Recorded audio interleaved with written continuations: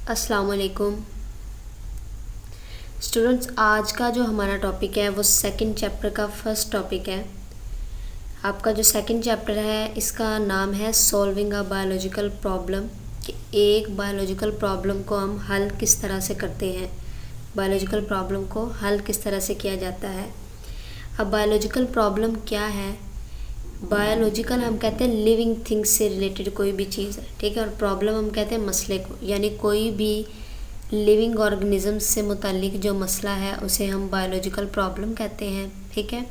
और इसका जो हम हल करते हैं वो एक बायोलॉजिकल मेथड से करते हैं, यानी एक तरीक़ाकार होता है जिसके ज़रिए से हम बायोलॉजिकल प्रॉब्लम को हल करते हैं, ठीक है। तो आपका ये जो सेकंड चैप्टर है इसी से मुतालिक है, ये हम स्टार्ट करते हैं।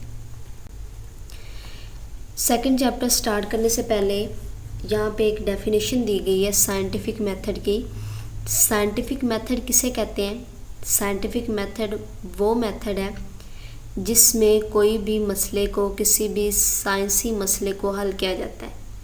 साइंसी मसले को किस तरह हल किया जाता है?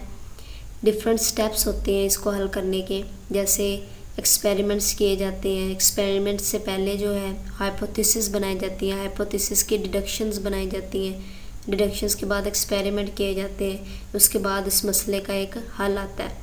उस हल को हम कहते हैं कि ये क्या है, एक सॉल्यूशन आ गया हमारे पास किसी भी प्रॉब्लम का, तो ये जो प्रॉब्लम का हमने सॉल्यूशन दिया है वो एक मेथड के ज़रिए दिया, और उस मेथड को हम क्या कहते हैं? Scientific method. यानी कोई भी आपके पास कोई भी प्रॉब्लम होगी उसे आप सॉल्व करेंगे, तो जिस मेथड से आप सॉल्व करेंगे, ये ऑब्जर्वेशंस, हाइपोथेसिस, डिडक्शंस वगैरह, ये जो मेथड है इसे हम कहेंगे साइंटिफिक मेथड। और इसे आप डिफ़ाइन किस तरह से करेंगे? साइंसी मेथड वो मेथड है रिसर्च का जिसमें आप किसी भी प्रॉब्लम को, किसी भी मसले को सबसे पहले पहचानेंगे। ज़ाहिर सी बात, अगर किसी मसले को आप हल करेंगे तो सबसे पहले ज़रूरत है उसे पहचानने की कि वो मसला है क्या। जिस तरह अगर आप किसी डॉक्टर के पास जाते हैं, अगर आपको कोई बीमारी है तो सबसे पहले डॉक्टर जो है वो आपका मुआयना करेगा कि आपको क्या मसला है। इसी तरह बिल्कुल साइंसी मेथड में सबसे पहले जिस प्रॉब्लम को हम हल कर रहे हैं उसका सबसे पहले हम उसे आइडेंटिफाई करेंगे, ठीक है। और उसके बाद उसको सॉल्व करेंगे, उसको एंड इट्स सोल्यूशन, उसको हल करेंगे, ठीक है। और हल किस तरह से करेंगे? मुख्तलिफ मराहिल के ज़रिए हम उसे हल करेंगे। तो ये साइंसी मेथड की डेफिनेशन है, ये ऐसे ही आपने होमवर्क में भी करनी है और याद भी करनी है। नेक्स्ट जो दो डेफिनेशंस आ रही हैं वो है बायोलॉजिकल प्रॉब्लम की और बायोलॉजिकल मेथड की।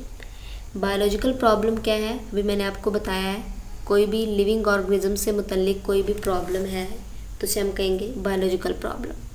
अब ये बायोलॉजिकल प्रॉब्लम को, इसकी एग्जांपल हम किस तरह से देंगे? जैसे कोई भी बीमारी है, ठीक है ना, किसी भी इंसान को अगर कोई बीमारी है तो हम कहेंगे क्या ये एक बायोलॉजिकल प्रॉब्लम है, क्योंकि लिविंग ऑर्गेनिज्म से रिलेटेड है ये, ठीक है। तो ये बायोलॉजिकल प्रॉब्लम या तो कोई पूछ सकता है किसी भी बायोलॉजिस्ट से, या बायोलॉजिस्ट के ज़हन में ख़ुद भी आ सकता है, ठीक है। तो बायोलॉजिकल प्रॉब्लम को आप किस तरह डिफ़ाइन करेंगे? ये वो सवाल है जो कि या तो बायोलॉजिस्ट के ज़हन में ख़ुद आता है या कोई उससे पूछता है, ठीक है। जैसे कि मलेरिया की बीमारी है, ये आपकी बुक में एग्जाम्पल के तौर पे दिया गया है, ठीक है, कि जो मलेरिया है वो मच्छरों की वजह से होता है, ठीक है। तो ये एक बायोलॉजिकल प्रॉब्लम है, ठीक है। बायोलॉजिकल प्रॉब्लम वो सवाल है जो या तो कोई शख्स या इदारा किसी बायोलॉजिस्ट से पूछता है, ठीक है, या बायोलॉजिस्ट के ज़हन में ख़ुद ब खुद आ जाता है। ये इसकी डेफिनेशन है। Biological problem is a question about a living organism which is asked by someone or come in biologist mind itself. Biological method किसे कहते हैं? Biological method वो method है जिसमें biological problem को हल किया जाता है। The method in which biological problem is solved. अब जैसे मलेरिया है, ठीक है, तो मलेरिया को जब हम हल करेंगे तो इसको हल करने के लिए पूरा जो है वो उसका मेथड है बायोलॉजिकल प्रॉब्लम। यानी इसको पहले जब ये मलेरिया होता था, अब तो हमें पता है मलेरिया मच्छरों की वजह से होता है, लेकिन जब नहीं पता था कि मलेरिया मच्छरों की वजह से होता है तो तब इसको बाकायदा एक डिफरेंट स्टेप्स के ज़रिए से इस प्रॉब्लम को हल किया गया था। वो आप नेक्स्ट लेक्चर्स में डिटेल में पढ़ेंगे, मैं आपको बताऊंगी, ठीक है। तो ये दोनों डेफिनेशंस हैं, ये आपने याद करनी है। बायोलॉजिकल मेथड जो है, बायोलॉजिकल मेथड्स के स्टेप्स हैं डिफरेंट। बायोलॉजिकल मेथड को हम स्टार्ट करने जा रहे हैं, इसके डिफरेंट स्टेप्स हैं। पहला जो इसका स्टेप है वो है रिकग्निशन ऑफ बायोलॉजिकल प्रॉब्लम, कि बायोलॉजिकल प्रॉब्लम को हम पहचानेंगे कैसे। ठीक है, ज़ाहिर सी बात है हम बायोलॉजिकल प्रॉब्लम को हल करने जा रहे हैं, तो हल करने से पहले ज़रूरी है कि हम इसको पहचानें। तो इसकी बायोलॉजिकल प्रॉब्लम की डेफिनेशन मैंने आपको पीछे भी बताई है कि ये सवाल होता है ज़िंदा चीज़ों से मुतल्लिक जो या तो कोई पूछता है किसी बायोलॉजिस्ट से या उसके ज़हन में खुद ब खुद आता है। ठीक है, रिकग्नाइज करना यानी पहचानना बायोलॉजिकल प्रॉब्लम को, तो ये पहला स्टेप है बायोलॉजिकल मेथड का। ठीक है, दूसरा जो स्टेप है वो ऑब्जर्वेशन का है, मुशाहिदात का। ऑब्जर्वेशंस जो हैं वो 5 सेंसेस की मदद से किया जाता है। पहले तो हमने बायोलॉजिकल प्रॉब्लम को पहचाना पहले स्टेप में, दूसरे स्टेप में हमने ऑब्ज़र्व किया कि ये जो बायोलॉजिकल प्रॉब्लम है ये क्यों हो रही है। तो ज़ाहिर बात है जब हम कोई ऑब्जर्वेशन करते हैं, वैसे भी आम जिंदगी में हम कोई ऑब्जर्वेशन करते हैं तो हम 5 सेंसेस की मदद से करते हैं। ठीक है, हम किसी चीज़ को देख रहे हैं, जैसे हम देखते हैं कि जो सूरजमुखी का फूल होता है वो सूरज की तरफ जो है वो हरकत करता है, तो ये हमारी ऑब्जर्वेशन है। ठीक है, जैसे हम किसी चीज़ को देख रहे हैं। ठीक है, तो विजन ऑब्जर्वेशन जो है वो 5 सेंसेस की मदद से की जाती हैं। वो कौन सी हैं? पहली है विजन यानी देखने की, दूसरी हेयरिंग सुनने की, तीसरी जो है स्मेल सूंघने की, चौथी जो है टेस्ट चखने की, और पांचवी टच यानी कि छूने की। ठीक है, तो ये 5 सेंसेस की मदद से हम ऑब्जर्वेशंस करते हैं और ये दूसरा स्टेप है बायोलॉजिकल मेथड का। ऑब्जर्वेशन जो है ये 2 तरह के होते हैं। क्वेश्चन आता है ऑब्जर्वेशंस के जो 2 इकसाम हैं, या जो क्वांटिटेटिव ऑब्जर्वेशन यानी मिकदारी मुशाहिदात, क्वांटिटेटिव ऑब्जर्वेशन को हम मिकदारी मुशाहिदात कहते हैं, और क्वालिटेटिव ऑब्जर्वेशन को हम माहिती मुशाहिदात कहते हैं। क्वांटिटेटिव ऑब्जर्वेशन, क्वांटिटी कहते हैं हम नंबर को, मिकदार को। ठीक है, तो वो ऑब्जर्वेशन, वो मुशाहिदात जिनका इंदराज हिंसों की सूरत में किया जाता है उसे हम क्या कहते हैं? Quantitative observation. Quantitative observation which are expressed in terms of numbers are called quantitative observation. जैसे कि हमने ऑब्ज़र्व किया कि जो पानी है, वाटर है, इसका फ्रीजिंग पॉइंट 0 सेल्सियस है, यानी ये जमता है 0 सेंटीग्रेड पे, और ये बॉयल किस टेम्परेचर पे होता है? 100 सेंटीग्रेड पे। तो ये हमने क्वांटिटी की सूरत में बताया है कि पानी का फ्रीजिंग पॉइंट 0 सेल्सियस है। ठीक है, और बॉइलिंग पॉइंट 100 सेल्सियस है, तो ये क्वांटिटेटिव ऑब्जर्वेशन है। ठीक है, क्वालिटेटिव ऑब्जर्वेशन यानी माहिती मुशाहिदात इसे कहते हैं उर्दू में। ये वो मुशाहिदात है जिनका इंदराज क्वालिटी की सूरत में, माहियत की सूरत में किया जाता है। जैसे फ्रीजिंग पॉइंट वाटर का जो है, अगर हम कहें कि वो कोल्डर है, ठंडा होता है इसके बॉइलिंग पॉइंट से। जैसे अभी हमने क्वांटिटेटिव ऑब्जर्वेशन में एग्जांपल की है कि फ्रीजिंग पॉइंट पानी का 0 है, तो 0 ठंडा होता है, 0 सेंटीग्रेड जो टेम्परेचर है वो ठंडा टेम्परेचर है। तो हम कहेंगे कि फ्रीजिंग पॉइंट जो पानी का है वो ठंडा होता है इसके बॉइलिंग पॉइंट से। तो ये हमने माहियत बताई है, हमने इसकी मिकदार नहीं बताई, तो ये माहिती मुशाहिदा यानी क्वालिटेटिव ऑब्जर्वेशन होगा, which are expressed in terms of. Next जो थर्ड स्टेप है वो है हाइपोथेसिस। हाइपोथेसिस किसे कहते हैं? कि ऑब्जर्वेशन की जो अगर आप एक्सप्लेनेशन करेंगे, ठीक है ना, ऑब्जर्वेशन को जब आप उसको एक्सप्लेन करके लिखते हैं तो वो क्या होता है, कहते हैं वो हाइपोथेसिस कहलाती है। ठीक है, tentative explanation of observation is called hypothesis. ठीक है, यानी मुशाहिदात की जो वजाहत होती है, तहकीक तलब वजाहत, उसे हम क्या कहते हैं? हाइपोथेसिस कहते हैं। ठीक है, जैसे कि फॉर एग्जांपल आप अगर किसी डॉक्टर के पास जाते हैं तो वो क्या करता है? पहले आपका मुआयना करेगा। ठीक है, पहचानने की कोशिश करेगा कि आपको क्या बीमारी है।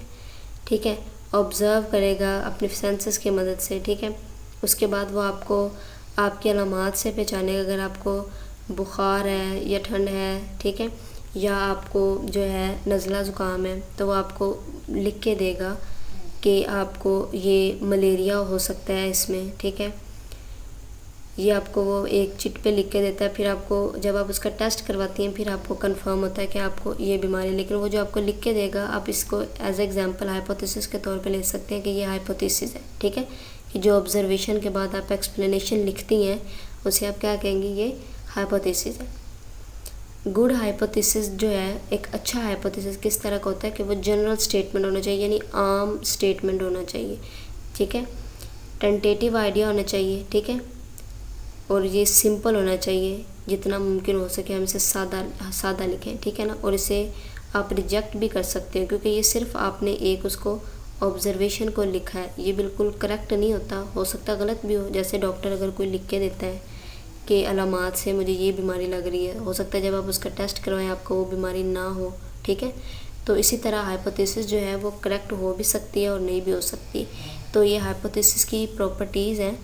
ये भी क्वेश्चन आ जाता है कि हाइपोथेसिस में कौन कौन सी प्रॉपर्टीज़ होनी चाहिए। तो ये आप 3 प्रॉपर्टीज़ जो एक और भी आप लिख सकती हैं कि आप इसे मुमकिन हद तक सादा लिखें और इसे झुटलाया भी जा सकता है, इट कैन बी रिजेक्टेड, ठीक है। ये भी आप ऐड कर सकते हैं, इसमें आपकी बुक में भी लिखी हुई है ये। नेक्स्ट 4th जो इसका स्टेप है बायोलॉजिकल मेथड का वो डिडक्शंस है। डिडक्शंस हाइपोथेसिस के बाद हम बनाते हैं। डिडक्शन हम यानी हाइपोथेसिस के जो दलाइली नतीजा होता है उसे हम क्या कहते हैं, डिडक्शन कहते हैं, ठीक है। यानी आप एक उसकी दलील देते हैं, लॉजिक देते हैं कि ये जो हाइपोथेसिस है ये सही है। अगर हाइपोथेसिस सही है तो आप उससे डिडक्शंस बनाते हैं।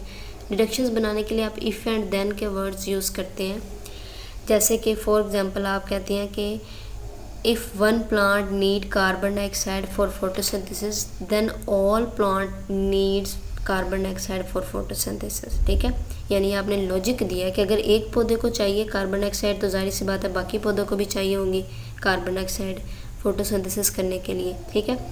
या आपने एक ग्रास की स्लाइड ली है, उसमें आपने सेल देखा है तो then all grass slides have nucleus in cells, जाहिर बात है सेल में न्यूक्लियस होगा। तो इस तरह डिडक्शंस बनाने के लिए इफ़ एंड देन आप यूज़ करते हैं। और ये क्या दलाइली नतीजा कार होते हैं किसके, हाइपोथेसिस के। स्टूडेंट ये आपका आज का लेक्चर था। नेक्स्ट लेक्चर में जो बाकी 3 स्टेप्स रह गए हैं बायोलॉजिकल मेथड के वो हम पढ़ेंगे। वो कौन कौन से हैं, एक्सपेरिमेंटेशन है यानी तजर्बात हम करेंगे डिडक्शंस के बाद। उसके बाद समराइजेशन ऑफ रिज़ल्ट कि आपके पास तजर्बात करने के बाद जो रिज़ल्ट आता है उसे आप समराइज़ किस तरह करते हैं यानी ऑर्गेनाइज किस तरह से करते हैं। और एंड का स्टेप है आप रिज़ल्ट को रिपोर्ट किस तरह करते हैं यानी आप सबके सामने किस तरह से उसे लेके आते हैं। ये हम कल पढ़ेंगे।